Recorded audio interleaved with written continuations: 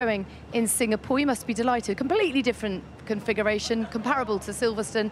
And first session, you look great. Yeah, so far so good. We got the upgrades on Oscar's car last night, so it was good to see him get up to speed very quickly. And we tried the new tires, but I think we'll be competitive around here. Max back at the front again, so it was fun while it lasted.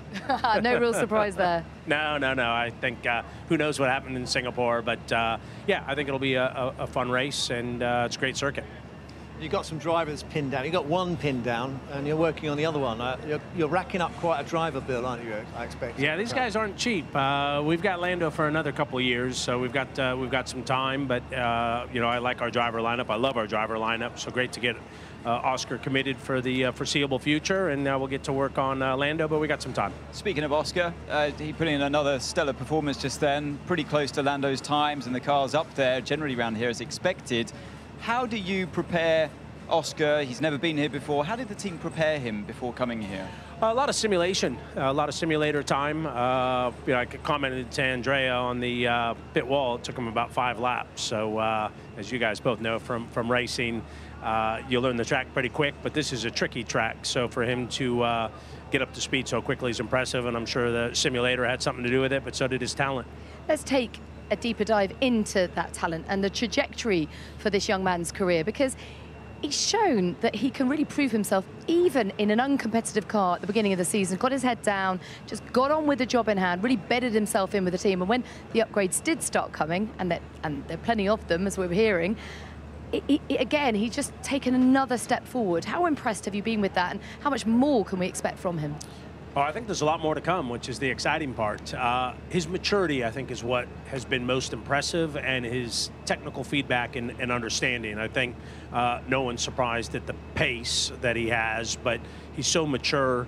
He's very calm. He kind of takes one session at a time, and come showtime, he's right there. And you can see his confidence is growing, because his Fridays now are becoming even more competitive than at the start of the year. So I think, yeah, our driver lineup, of all the things that we need to be competitive, I'm not worried about our driver lineup. Don't tell me, though, you don't tell me you're going to start mirroring the calm. I want to see that passion from you still. No, I want not to see me. I don't do calm very well. Punch in the air. Just calm now, because it's Friday. Yeah, there you go. I was going to say, yeah, as he gets more confident, the speed is there.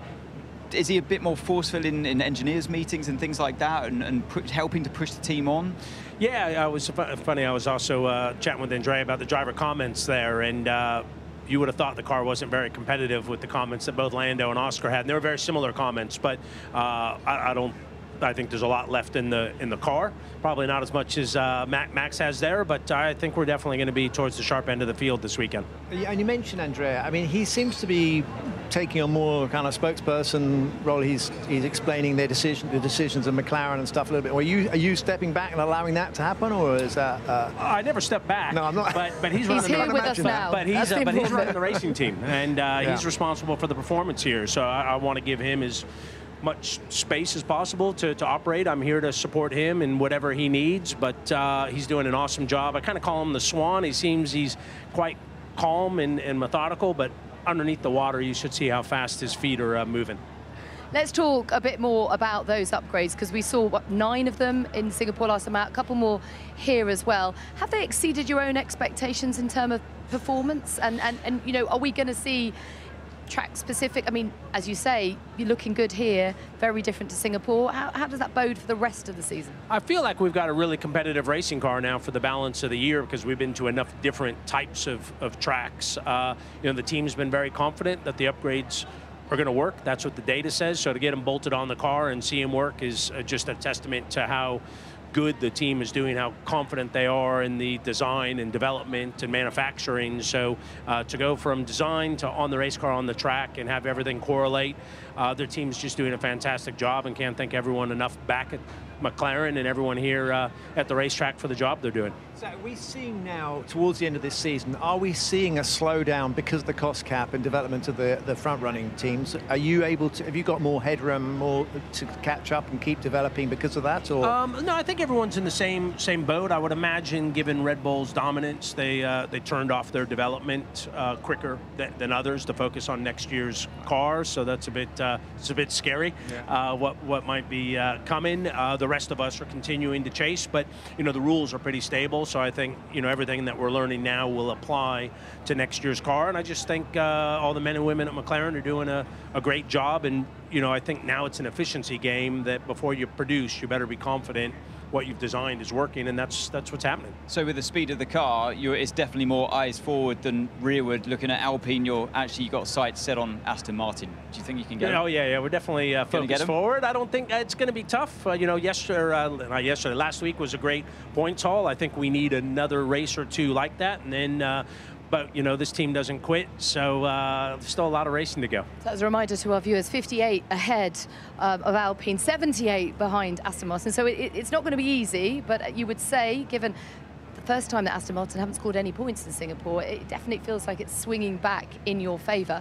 Just tell us a bit more about your reserve driver. I gather that you've made an announcement today. Yeah, so we have a few reserve drivers, with the schedule being as big as it is. We've had a few reserve drivers. Obviously, we thought we had a reserve driver who's decided not to show up here the second half of the year. So, you know, Rio's a big talent. Want to give him an opportunity. He'll test our older car. But, you know, if we need a reserve driver, we'll make a determination. We have a few other under contract. So I think in today's day and age of Formula One, you need to have a small group of drivers and then react if the situation presents itself where you need to put someone in the car. Great pedigree, winner of Le Mans. He knows how to drive race cars. We know. I mean, that means a lot, doesn't it, Ant? I don't know how to win Le Mans, but yeah, I've done it many times, many times. So yeah, I mean, it's bringing young drivers on though today in Formula 1 is very difficult because the time behind the wheel is so limited. Is anything going to change, you think, in the future to help address that? I'd like to see them, and I'm happy we came up with the regulations and be able to test a 2-year-old car. You know, at least that gives them some relevance. They don't learn much about today's car, but I think that was the intent, was for it to be more of a driver tool than a team development tool. And I would like to see some more testing. There's, you know, with the cost cap now, my general view is give us a little bit more freedom, because we're capped out on what we can spend. And I think if maybe the rules weren't so prescriptive, you might see some different looking cars. So it's kind of, you know, if you got a cost cap, I think you can then free up some of the rules and let people develop in how they want to develop, because we're all capped by how much you can spend. It's a really interesting idea, isn't it? I mean, basically you can say, listen, here's your money. We're not going to tell you how you go about getting the results, yeah? Yeah, if you want to spend it more on track testing versus in simulation or wind tunnel, or, you know, kind of here's what it needs to weigh. The engine needs to go in the back. It needs 4 tires, and then have at it.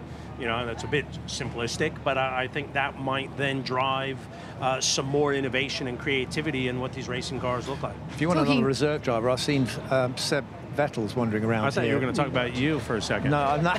No, I'm out. Talking about getting results and innovation and creativity, I want your take on the Carlando moment.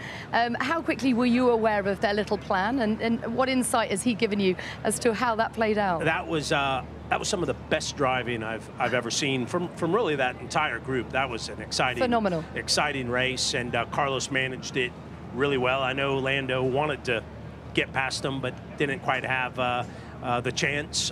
So I think everyone was flat out, and Carlos just did a great job of managing. I'm sure Carlos was looking after his best interest. It just happened to be one of his good buddies behind him. So that was great. Hopefully we can repay the favor one of these days. Well, it was mutually beneficial. It totally agree. Was. Before you go, just a quick word on Japan. It's a very special place to come, isn't it? How has the reception been for McLaren, the whole team? I think the Japanese fans are awesome. They line the street as soon as you leave the hotel, and it's such a historic track with so much history here. So this is one of those iconic historic tracks I think everyone enjoys coming to. We certainly do. Thank you very much for your time. Well done today, and hope you can take that into